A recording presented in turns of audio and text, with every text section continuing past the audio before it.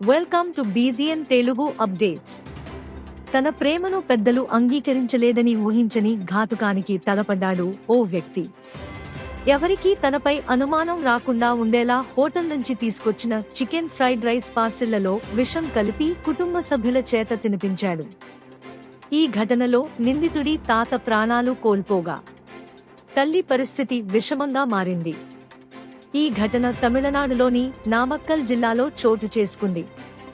పోలీసులు తెలిపిన వివరాలు ప్రకారం నామక్కల్ బస్టాండ్ సమీపంలో జీవానందం అనే వ్యక్తి గత కొన్నేళ్లుగా హోటల్ నడుపుతూ జీవనం సాగిస్తున్నాడు. ఏప్రిల్ 30న ఆ హోటల్కి భగవతి అనే ఓ ఇంజనీరింగ్ స్టూడెంట్ వచ్చాడు. 7 చికెన్ ఫ్రైడ్ రైస్ పార్సిళ్లు ఆర్డర్ ఇచ్చాడు. చకచకా పార్సిల్ రెడీ చేసి ఇచ్చాడు జీవానందం. వాటిని తీసుకెళ్లి ఇంట్లోని వారందరికీ వడ్డించాడు భగవతి. కుటుంబ సభ్యులంతా ఎంతో ఆనందంగా చికెన్ బిర్యానీ తిన్నారు. ఆ తర్వాత కొద్దిసేపటికే కుటుంబంలోని ఇద్దరి ఆరోగ్యం క్షీణించింది. వారిని హుటాహుటిన ఆస్పత్రికి తరలించారు. అక్కడ చికిత్స పొందుతూ భగవతి తాత మృతి చెందాడు. Thanks for watching బీజీఎన్ Telugu.